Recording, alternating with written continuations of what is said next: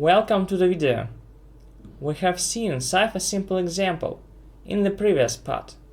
Now, let's try to analyze how the framework processes it step by step. We can do it by means of debug mode in PyCharm. We use catalyst.dl entry point. That entry point lives in catalyst.dl main.py. You can see a list of valid commands here. We use run command. This command lives in catalyst.dl scripts run.py and has the following list of arguments. Let's start catalyst.dl run command in debug mode. The main function takes the passed argument from a console. To pass config.yaml file, the pass args uargs is invoked.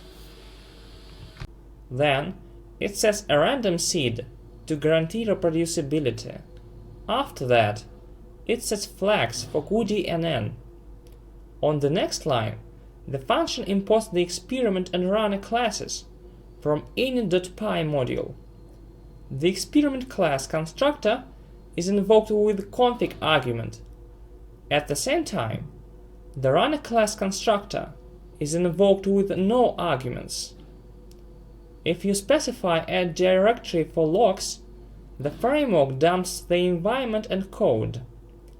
Finally, the framework runs the experiment. The runner iterates over all stages of the experiment. For each stage, the runner creates model, criterion, optimizer, and other components.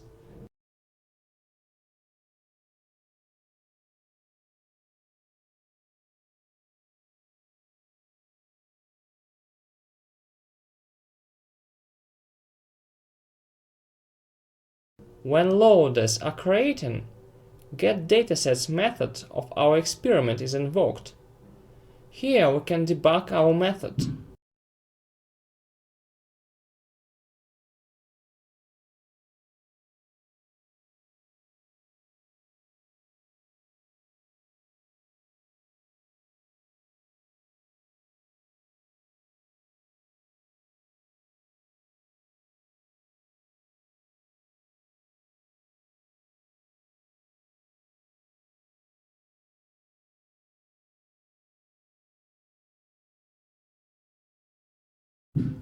Then, loggers and callbacks are created.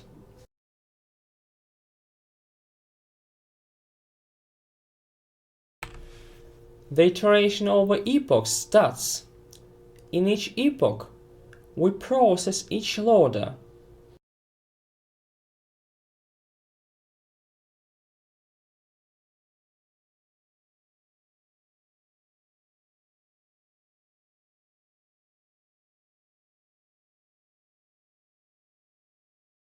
In each loader, the library iterates over all batches. These are the parts of the runner which we have already seen in the video about basic components. Now, let's consider the method forward in the details. The method processInput is responsible for invoking a model with the appropriate arguments. Supervised runner has the parameter input key in the constructor. This is a key in a batch dictionary from your datasets.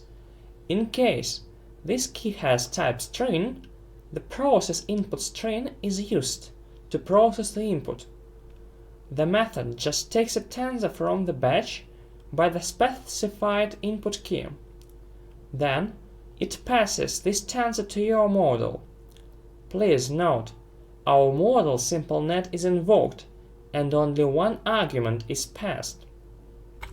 In case input key is a listed tuple, the framework searches each element of the input key in a batch.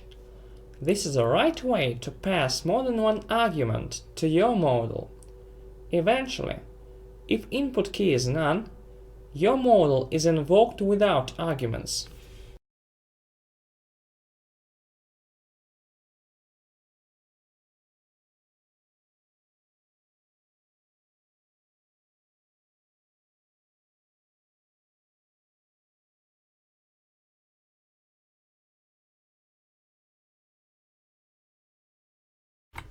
When model output is received, the forward operates the output.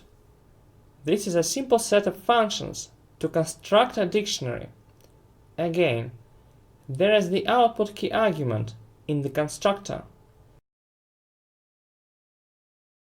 If this is a string, the output dictionary has the single key which equals to that output key. If output key is a listed tuple, each element in the output key is paired with each element of the model output. If output key is none, the model output is not modified.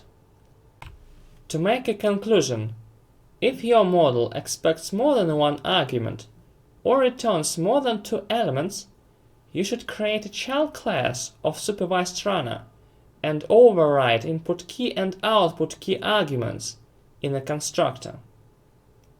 When the result dictionary is formed, the runner saves it to the runner state by a field output. Run event is invoked with the batch argument. This is the time to perform backward operation by means of callbacks. We have defined 5 callbacks in our configuration file: criterion callback, optimizer callback, and scheduler callback handle on-batch end event. Most of the time, scheduler callback and checkpoint callback handle on-epoch end event. Firstly, criterion callback takes criterion from the runner state. Secondly, the callback gets a model output and targets from the runner state. Then, the loss is computed.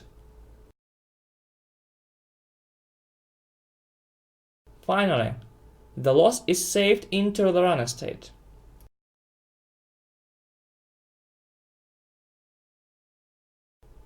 Optimizer callback gets the loss from the runner state. This is the loss we have computed in the criterion before. Then, the callback gets an optimizer from the runner state.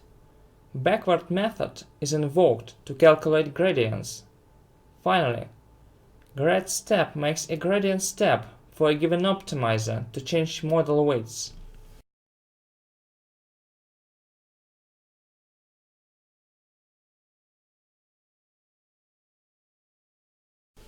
Accuracy callback reads output from the model. I want to remind, this output has been written to runner state after method forward of the runner. State.input contains the batch from your datasets. So, catalyst reads targets. Then, accuracy metric is computed. Finally, the metrics are written into state.metrics. Scheduler and checkpoint callbacks handle on-epoch end event. Scheduler callback receives a scheduler from the runner state. Then, it performs a step and receives linear rate and momentum from the scheduler. Finally, the callback sets linear rate and momentum for the optimizer. At the end, we should talk about checkpoint callback.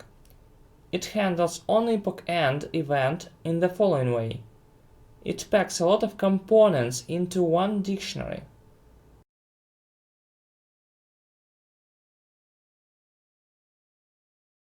The callback saves the result dictionary in 2 versions. The full version includes both model weights and optimizer weights. The other contains only model weights. Then, checkpoint callback truncates model files to resolve only top-end checkpoints. Finally, it saves metrics into checkpoints folder. I hope the runner pipeline is clear for you now. Thank you for having watched the video. See you next time.